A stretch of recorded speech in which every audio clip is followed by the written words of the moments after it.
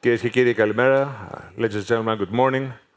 I want to thank the forum for this opportunity, and let me also congratulate the forum and everybody behind it for 10 years of excellent work. I'm very glad to have Martin Wolf, a preeminent global thinker, I would say, a global optimist. No, I'm kidding. Martin, welcome to the Delphi, and everybody's waiting for the oracle. So the first thing I want to ask you, though, is why is it that the global elites have missed all the signs of discontent for the last 10, 20 years? We've been to different fora. I've listened to you saying these things, over and over and again. And I think the Western elites basically missed the opportunity to fix the problems, and we're paying the price today. Why is that? Well, that's a very good question, because I'm probably part of the elite that missed the problems. So, in fact, I suppose I write for the elites that missed the problems. I think there are probably two reasons which are captured in the famous quote from Hemingway, which is such a cliche, but it's so good, which is, how did you go bankrupt?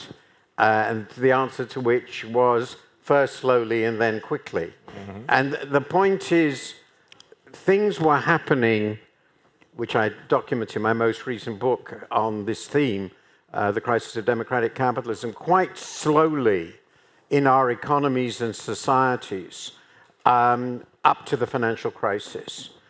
But they were happening glacially.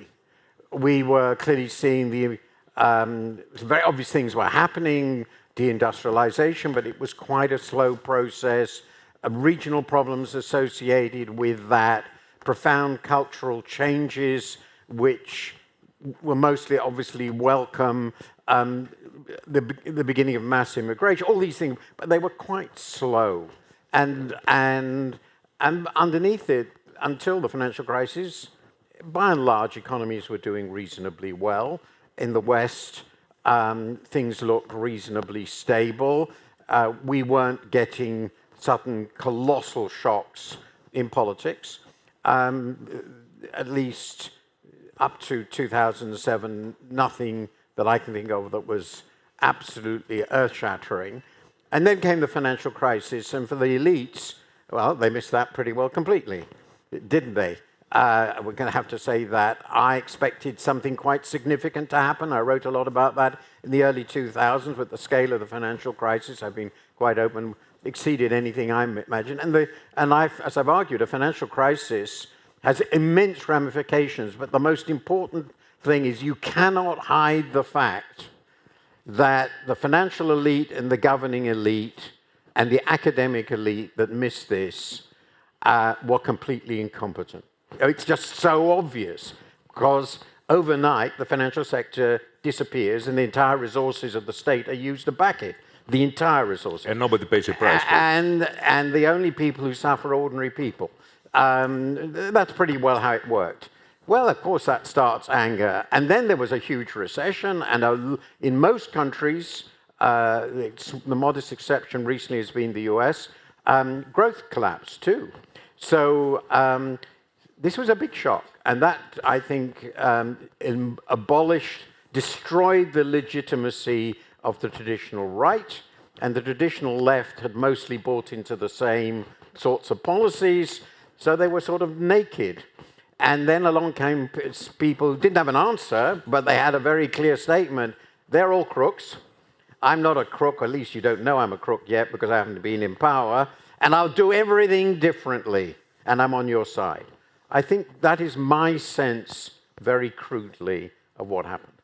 But how do you end up with Trump creating an alliance with union members and auto workers? I mean, this is phenomenal. You suggest in your book that, the elites, or whatever, they should create a new deal, follow the Roosevelt model. And then Trump in the end, ends up in that role. I suppose one of the deepest questions, this has happened before.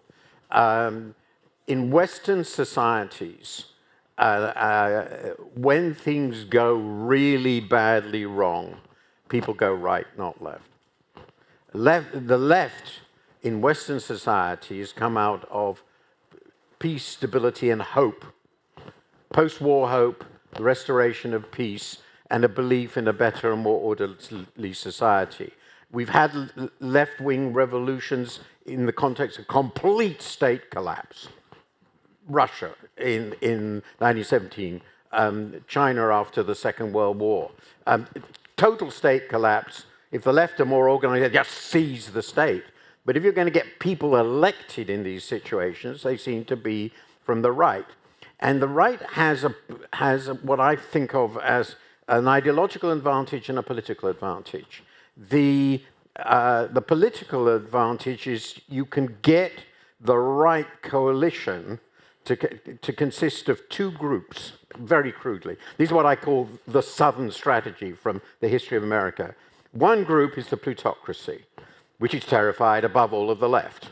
And the other group is ordinary people in the middle to lower middle who feel very insecure in this new destabilized environment. And that's what happened above all in Germany in the interwar period. It wasn't the poor, it wasn't the working class, it was the lower middle class and middle classes. And very similar, and again, it's union members, people who felt we are the established solid middle and we're going down into a position of real social inferiority, and in America, real insecurity. Very similar things have happened in Britain behind the Brexit vote. The old working class feels that they have completely lost their place in society. So it's that coalition, and that's been the coalition of the populist right, what you've got, the demagogic right, in various forms, that has formed again and again. So I don't find the coalition surprising. The interesting thing, and of course, the appeal to the people below is not, on the whole, they give you sort of things you hope you will do for you, but the important thing is you say you will bash their enemies, you will bash the toffee-nosed elite, the cultural elites, the people who despise you, and of course, foreigners, outsiders. The anti-immigrant thing is so big. That's why the anti-Semitic thing was so big in Germany. So I think, and of course in the original South, it was about the blacks. We are not going to put you into that condition, the parties are saying. And that, I think, is the appeal. It's a very unstable coalition in terms of policy. And so you need a charismatic leader who makes these complete opposites, the plutocracy and the base, the working to middle class base cohere. And that's always the challenge. How do you make that coalition cohere? And that's why you need the leader. Now, let's go to Trump. Is there a method, an endgame logic behind the madness and the chaos?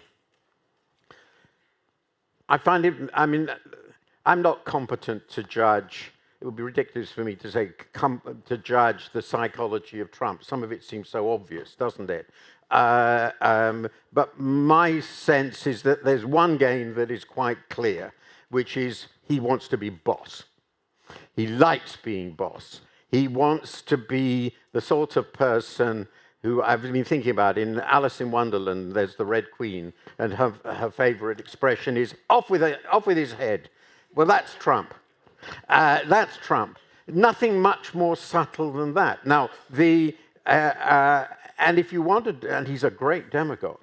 So I think a lot of his personality is just about being the boss.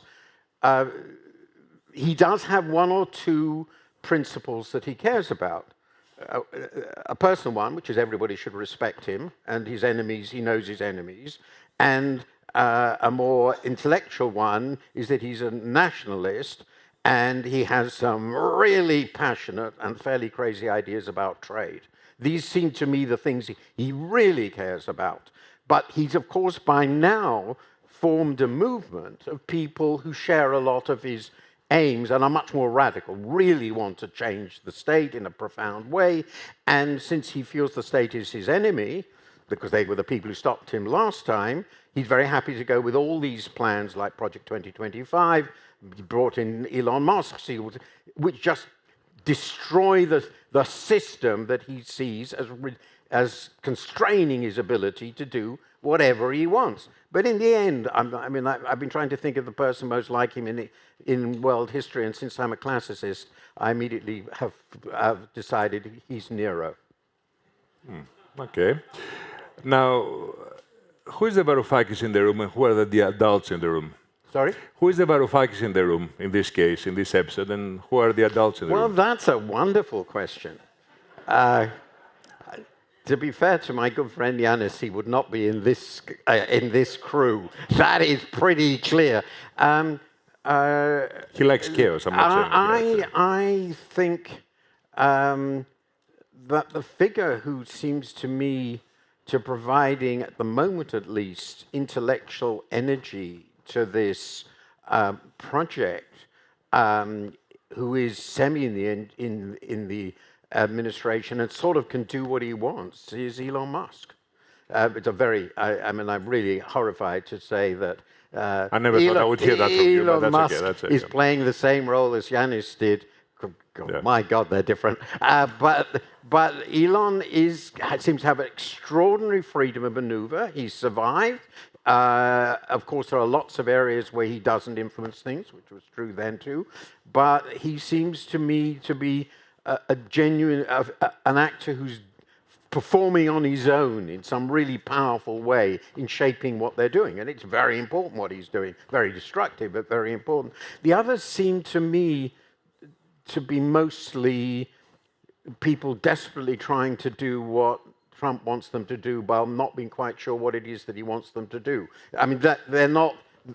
there are a few exceptions. I think Pete Hegseth at the Defense Department is a very important figure in all probability, and he does know what he's trying to do, and he's absolutely in line with what Donald Trump wants him to do. There may be others I don't know, but if I think about the things that have really surprised me about this administration, there have been a couple, and the most surprising has been the role of Elon Musk and how influential intellectually and organizationally he's turned out to be.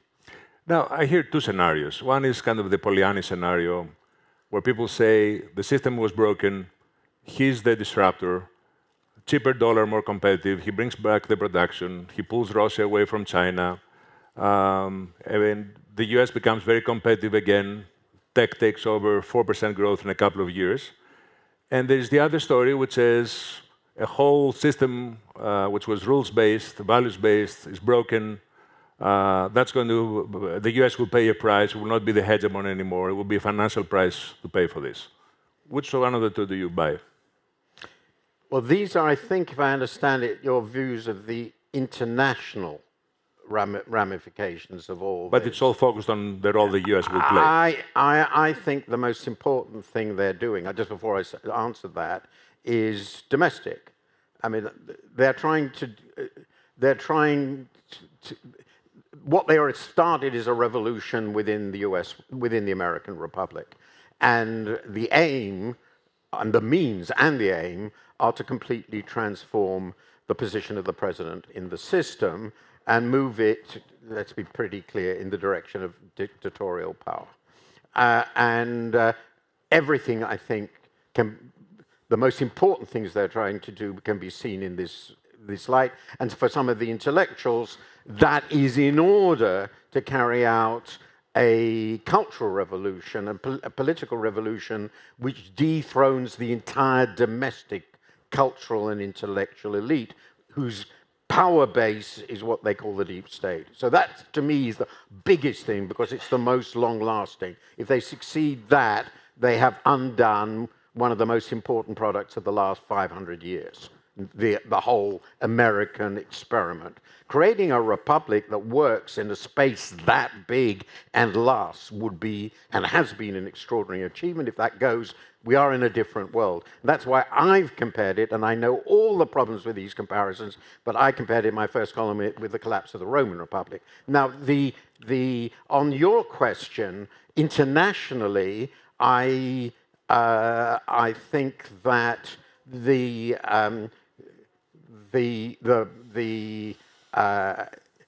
are going to destroy and are destroying the liberal international order. There's no doubt about that. And the question is what comes after that, essentially. It is going to do an enormous amount of medium-term damage under any hypothesis. There's a tremendous amount of disruption, which could probably affect the system for 10 years. I mean, it's a really long-term unwinding. We had the most open international system, trading system, that will be dismantled. What's happening between China and the US right now, if this lasts, you don't know whether it'll last 3 days, but if it lasts, is complete. That's going to be a complete separation. That will transform the economic system of the world, have all sorts of further ramifications, in my view. So there's I wouldn't describe it as disruption. I mean, it goes well beyond disruption. This is going to be a huge demolition of a system that worked. And Europe will not be able to avoid this because the ramifications will hit them very powerfully. To give you one example, which I mentioned a session last night, all the exports that China is sending to the US, which are now going to be blocked, where do you think they're going to go? Europe. And what's going to happen? The protection will go into Europe. Europe will follow the protection. It will have to.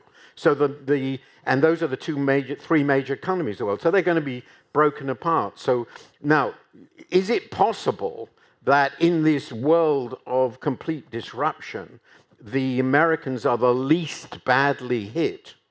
Which is one way of thinking. We come out ahead. Everybody's worse off, but we're least worse off. I think that's perfectly plausible. The United States has staggering strengths in terms of its resource base, its technology base, and so forth. And if the destruction of the domestic system is not too bad, it depends on how bad it is, the US might pull out of this pretty well ahead of the other two major economies. It'll be a very difficult situation for Europe, which has much more vulnerabilities. It's not a cohesive bloc. It's not a cohesive policymaker. It's much more resource dependent. It's way behind technologically. China will do better. It might do as well as the US, though there are going to be some very big problems. It's much more vulnerable in some ways. So it is possible that in a world falling to pieces, the United States will do relatively better than anyone else. And they might feel, if that's the case, this is okay. It's okay in a pretty grim and ghastly way, isn't it? The question is this. There are people who say, okay, we're going through the Trump episode. It might be scary for the rest of the world. But you might have a correction in the midterm elections. You have another government. You have a new Bretton Woods agreement with another US government in a couple of years. Is that, you think, a realistic scenario, or you think this is a deeply structural change which is irreversible? Well, I think some of it is irreversible. I mean, I don't see how it cannot be, because the fact that the US has, let's assume the nice scenario where all this goes away. I think it's unlikely, but assume it goes away. Something colossal is happening right now. So you had a system, an alliance system, which is part of that, and an economic system which ended up embracing potential enemies like China, which one might argue was one of its real fragilities, and obviously was one of its real fragilities. And the United States didn't just sort of reform it, it blew it up, essentially, and including blowing up relations with all its former allies. You don't forget that. So the United States is not going to be viewed as it would have been 30, 40, 50 years ago for a very long time, even if it all goes back to normal, which I think is pretty unlikely. Now, we've had a period of major disruption in the 70s. It took 10 years. It did come back in a sort of way, in a slightly different way. But even that was a sort of 10 to 15-year program of disruption. It started in 1971, and it ended up in the mid-80s, really, when the Volcker shock had gone through. So it was a very long process of disruption. So that will be the minimum. But I think people won't forget this, so we move into a different world. And of course, if the US is sufficiently changed, ceases quite simply to be a liberal power in the way we have imagined it, the change is much deeper and particularly significant for countries which continue to be stable democracies. Now, in terms of your midterm and so forth, I mean, I've argued this week's column. You could imagine that and this is the one good news about things, the economy is being hit so hard, it will have a downturn. I think that's very plausible. You have a recession. The midterms might lead, given the very thin margins in Congress, to a Democratic Congress. It will start asserting itself in a very big way. MAGA-elected Republicans will start thinking, well, this is not really where we want to be. It's too dangerous. This guy isn't sound enough. We're going to have to start pulling back. We're going to have to start throwing out some of his legislation. We're going to have to show that there's real resistance. So the courts will resist, people will feel more optimistic, and the attempt, what I think of as an attempted coup, will fail. And I think that's a perfectly plausible hypothesis about the future, but it's certainly not the only one. Okay, we have about 10 minutes, I guess, but I want to ask you about the US's role versus China. If the US is Athens and China is Sparta, who is going to win this over, and will they have to go to a war in order for this to be determined? My assumption has been, from my perceptions of the two countries, and particularly actually of Donald Trump, and those members of the Chinese elite I know, that a major war between the two is just too frightening to contemplate. And we have to believe that, because it will go nuclear, almost certainly. And a nuclear war, which will probably become global, is not something we can really think about. I have looked at some of the academic investigations of how many people would die in a fully fledged nuclear war now, and you don't want to know the answer. So I'm assuming that sort of war won't happen. A war over Taiwan is perfectly plausible, but I'm convinced Donald Trump wouldn't fight. I was pretty convinced. He would sell Taiwan out, you think? I don't think it's I mean, I have no expertise in these subjects, but obviously I read about it, and I don't see how you defend Taiwan from China, not the way things are going.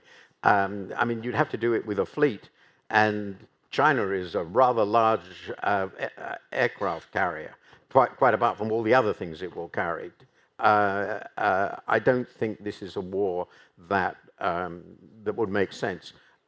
Whether China would think this is sensible, well, I do think that what the Americans are doing now basically tells China your hope for good relations with the US are effectively over. You're being shut out of their markets completely. This is an enemy power. What have we got to lose? So if the Americans are trying to get them to invade Taiwan, I would have thought they're going about it the right way. And I also think that in the current situation, though this depends very much on the next steps in trade policy, many of their would-be allies in the region are wondering, is this a reliable ally? And if you're going to be Japan or Korea, and you're going to say, we are opposed, in this division, we are opposed to China, which is right next door and colossal and going to get bigger, I think. However optimistic we are about, many in the West are about the end of China, you need a completely reliable and potent US on your side to be confident that's a sensible strategy. So it seems to me that the net effect of this is to make the divisions weaker and China stronger. The divisions deeper and China stronger. But this strategy is really sort of, in all truth, I'm completely amateur in this area. And so my views are no more valuable than those of anybody else. Now, you've been arguing for a long time for the need for reforms in Europe. Mm-hmm. Mario Draghi has. Trump one was a wake-up call. I think the alarm clock is running out of battery. Do you see any hope that Europe will get its act together? Well, there's certainly a hope. One must believe in hope, mustn't one? But the obstacles are very, very great. The strategic and economic position is weak. That's obviously true, and there's obviously a greater sense of urgency.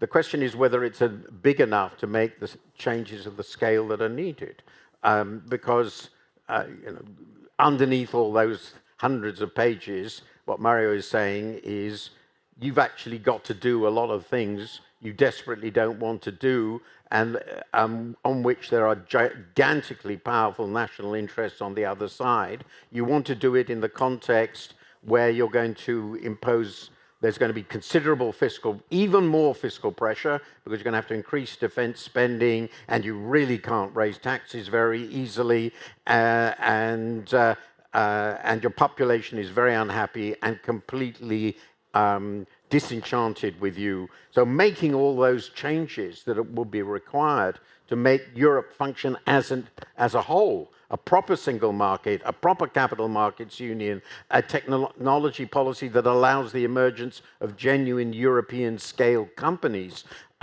while almost certainly having to reduce your reliance, I think, on the American ones, given their political role now.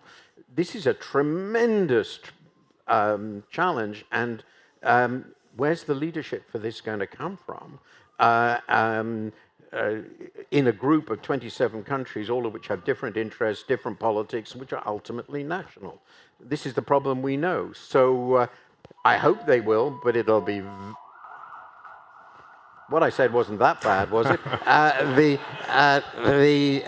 think that's Trump's response to your comment. Yeah, so I would like Europe to do so, to do this. I've argued for this, but I must say, if I'm an analyst, I'm not very optimistic.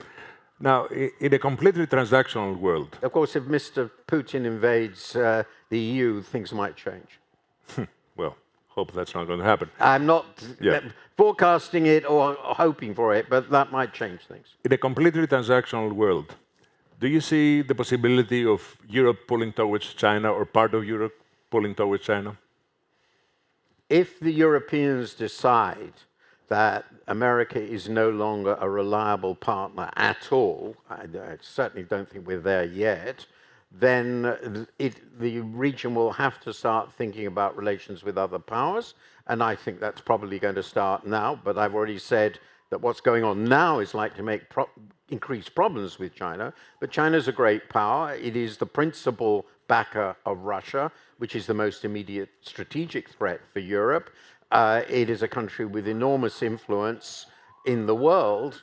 If you can't have a close partnership with the US, then electably you try to form decent relations that you can work with anybody who matters, and that clearly includes China. So I would assume in this world, European policymakers, and I would guess Chinese policymakers, are thinking quite hard about how they can make these relationships work better. But again, what US does is so interesting. They've just imposed huge tariffs, postponed them for, I think, 90 days, and what will happen then? I mean, who knows?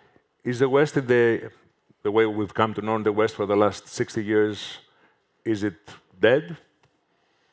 Well, let's put it this way. After the discussion I had last night, which included some really knowledgeable people, at the very best, it's on life support.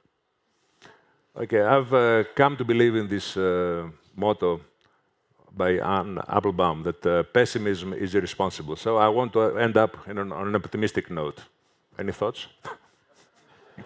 Well, yeah, the most optimistic note is if we were to design a man, a person, or a movement to take over the most important liberal democratic power by far, and the one on whose shoulders the burden of sustaining liberal democracy has fallen for so long, then I can think of a very large number of characteristics of that human being. It could be Julius Caesar. It could be Napoleon. Actually, it's Donald Trump. That makes me very happy. Thank you, Martin. Thank you.